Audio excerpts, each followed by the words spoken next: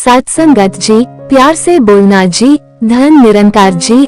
आशा करती हूँ आप सभी संत महापुरुष माता जी की कृपा से बहुत अच्छे होंगे। आप सभी का एक बार फिर से स्वागत है आपके अपने ही चैनल पर।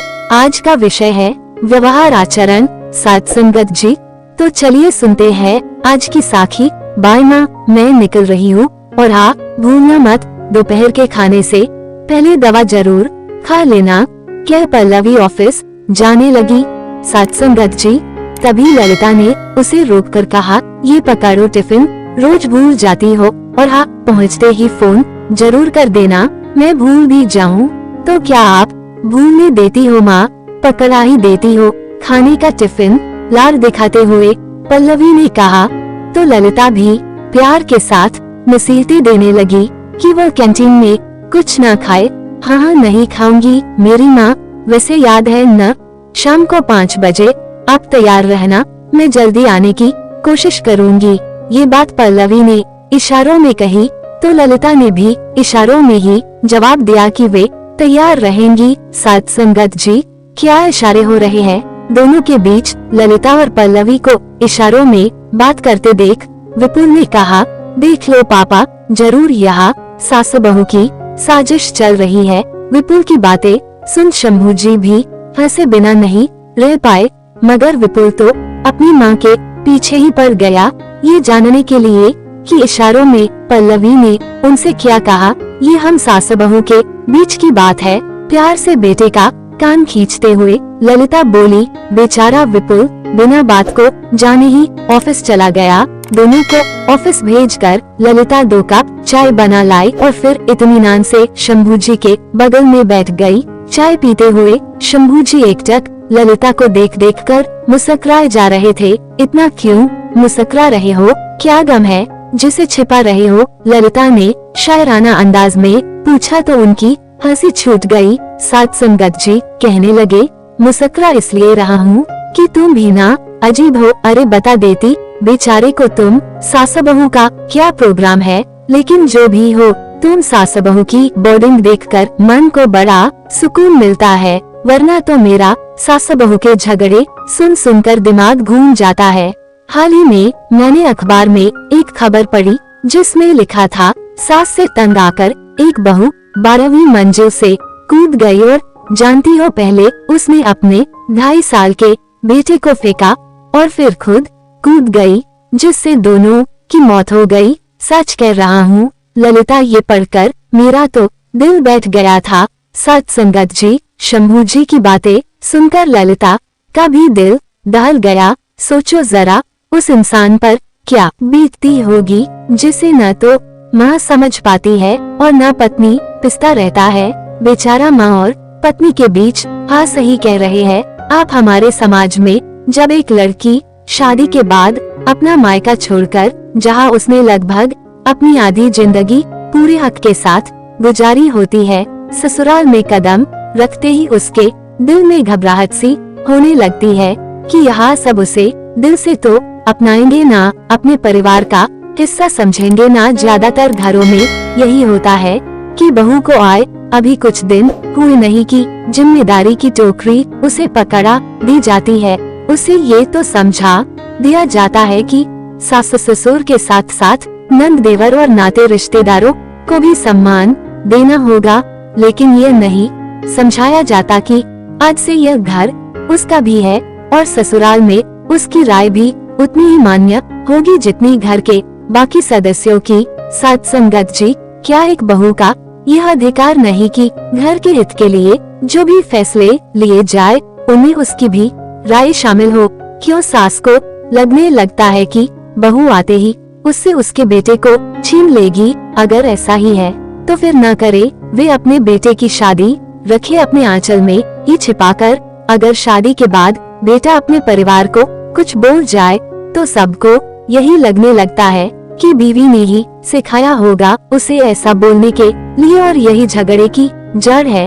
हर बात के लिए बहू को ही दोषी ठहराया जाने लगता है और तो और उसके मायके को भी नहीं छोड़ते लोग। कहते हुए ललिता की आंखें गीली हो गई, जो शंभू जी से भी छिपी न रह पाए। सत्संगत जी, वे समझ रहे थे कि आज ललिता के मन की बात निकल रही है और वह वही सब बोल रही है जो उसके साथ हुआ है। उन्हें भी तो याद है कभी उनकी माँ ने ललिता को चैन से जीने नहीं दिया, बात बात पर ताने उलाहने, गाली गलौच, यहाँ तक कि थप्पड़ भी लगा देती थी वे ललिता पर और बेचारी रोकर रह जाती। लेकिन क्या कोई भी लड़की अपने मायके की बेइज्जती सहन कर सकती है? भला जब ललिता की सास उसके मायके के खिलाफ कुछ बोल देती तो उससे सहन नहीं होता और वो पलटकर जवाब दे देती। ये बात उनकी सासुमाँ की बर्दाश्त के बाहर चली जाती। गरजते हुए कहती कि अगर फिर कभी ललिता ने कैंची की तरह जुबान चलाई तो वे उसे हमेशा के लिए उसके मायके भेज देगी, क्योंकि उनके बेटे के लिए लड़कियों की कमी नहीं है। सत्संगत जी, बेचारे शंभू जी भी क्या करते, खून का घूंट पीकर रह जाते पर अपनी माँ से कुछ कह ना पाते। अगर कुछ बोलते तो जोरू का गुलाम कहलाते और पहले के जमाने में कहा बेटे को इतना हक होता था कि वो पत्नी की तरफदारी में कुछ बोल सके। मैंने तो पहले ही सोच लिया था शंभू जी की जब मेरी बहू का गृह प्रवेश होगा तो उसे सिर्फ कर्तव्यों, दायित्वों, जिम्मेदारियों और फर्ज की टोकरी ही नहीं थमाऊंगी, उसे उसके हक और अधिकारों का गुलदस्ता भी दूंगी, क्योंकि आखिर वह भी तो अपनी ससुराल में कुछ उम्मीदें लेकर आएगी। और अगर तुम्हारी बहू ही अच्छे विचारों वाली नहीं आती तब तो कैसे निभाती उससे? शंभू जी ने पूछा। सत्संगत जी, अपने पति की बातों पर वे हंसी और फिर कहने लगी, मैंने ये भी सोचा था कि शायद मेरी बहू मेरे मन मुताबिक न आए, लेकिन फिर भी मैं उससे निभाऊंगी, उसे इतना प्यार दूंगी कि वह भी मेरे रंग में रंग जाएगी। जानते हैं शंभू जी, अगर एक औरत चाहे तो फिर चाहे वह सास हो या बहू अपने रिश्ते को बिगाड़ भी सकती है, और चाहे तो अपनी सूझबूझ से रिश्ते को कभी न टूटने वाले पक्के धागे में पिरो कर भी रख सकती है। हर लड़की चाहती है कि वो एक अच्छी बहू बने, पर इसके लिए सास को भी तो अपनी जिम्मेदारी समझनी होगी ना। अगर घर के किसी फैसले में बहू की सहमति न ले, उसे पराई समझे, तो वह हमें कितना अपना पाएगी? बोलिए, उफ, बातों बातों में समय का पता ही नहीं चला। सत्संगत जी, घड़ी की तरफ देखते हुए ललिता ने कहा, आज आपको दुकान पर नहीं जाना? क्या सोच रहा हूँ आज न जाऊँ, वैसे भी लेट हो गया और मंदी के कारण वैसे भी ग्राहक कम ही आते हैं। शंभू जी ने कहा, उनका अपना कपड़े का व्यापार था, पर ये तो बताओ कि तुम सास बहू ने क्या प्रोग्राम बनाया है, मुझे तो बता दो। शंभू जी के पूछने पर पहले तो ललिता झूठे सच्चे बहाने बनाने लगी, पर जब उन्होंने जोर दिया तो बोली, आज हम सास बहू फिल्म देखने जा रही है। अच्छा, कौन सी? पूछते हुए शंभू जी की आंखें चमक उठी। अरे, वो करीना कपूर और सोनम कपूर की कोई नई फिल्म आई है ना, क्या नाम है उसका? हाँ, याद आया, वीरे दी वेडिंग, वही देखने जा रही है। आज आप घर पर ही है तो ध्यान रखना घर का। अच्छा, तो अब तुम सास बहू फिल्म देखो और हम बाप बेटा खाना पकाए, यही कहना चाहती हो ना? हाँ, सही तो है, हंसते हुए ललिता बोली और फिर किचन की तरफ बढ़ गई। अच्छा ठीक है, खाना हम बना लेंगे, पर एक कप चाय और पिला दो, शंभू जी ने कहा। तो ललिता भुन भुनाई ये कहकर कि घर में रहते हैं तो बार बार चाय बनवाकर परेशान कर देते हैं।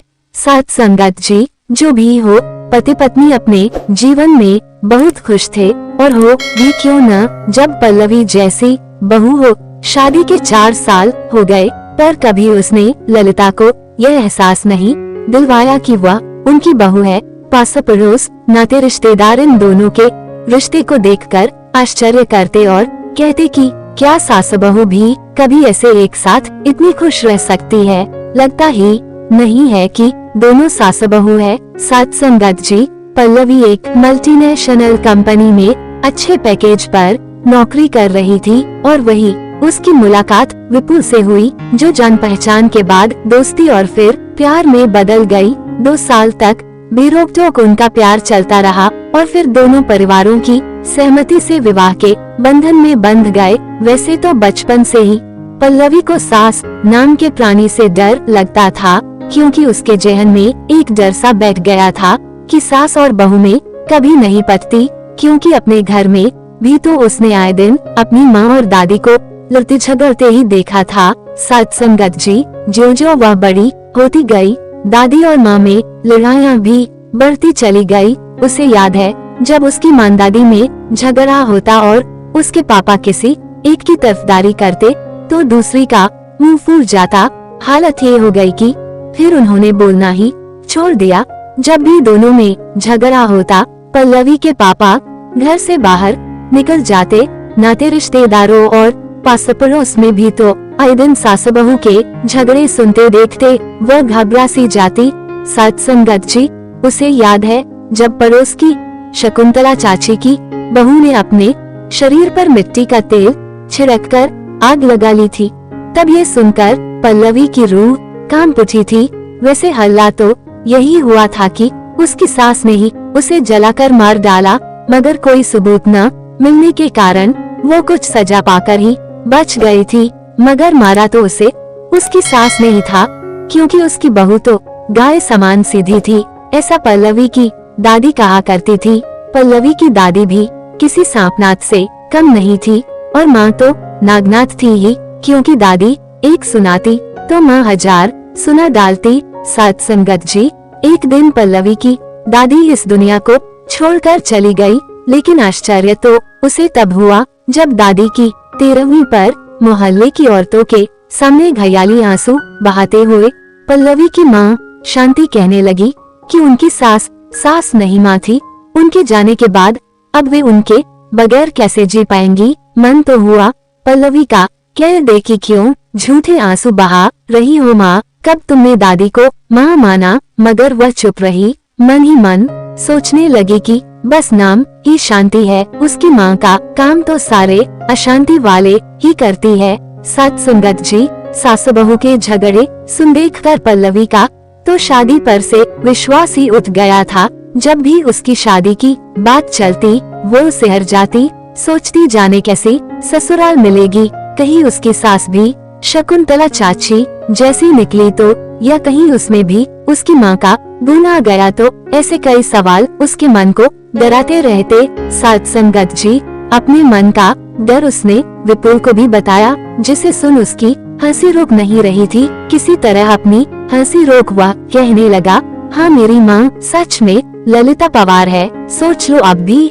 समय है, कहीं ऐसा ना हो तुम्हें बाद में पछताना पड़े। पागल, मेरी माँ पुराने जमाने की सास नहीं है, तुम्हें उनसे मिलने के बाद खुद ही पता चल जाएगा। विपुल की बातों ने उसका डर जरा कम तो कर दिया, पर पूरी तरह से खत्म नहीं हो पाया। अब भी सास को लेकर दिल के किसी कोने में डर तो था ही।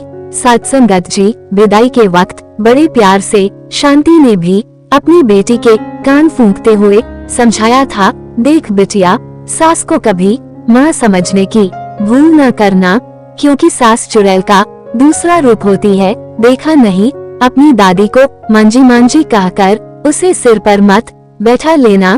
पैरों में तेल मालिश वालिश की आदत तो डालना ही मत, नहीं तो मरते दम तक तुमसे सेवा करवाती रहेगी। सबसे बड़ी बात, पति को अपनी मुट्ठी में रखना और उसके कमाए पैसों को भी अपनी कमाई तो उसे छूने भी मत देना। एक बार मुंह को खून लग जाए तो आदत पड़ जाती है। समझ रही हो ना मेरे कहने का मतलब। सत्संगत जी, अपनी माँ की कुछ बातों को उसने आत्मसात कर लिया तो कुछ को नहीं। यथा नाम तथा गुण वाली कहावत ललिता पर कहीं से भी लागू नहीं होती है। तेज तर्रार कैंची की तरह जुबान और सांसों वाला रोग जरा भी नहीं था उनके पास।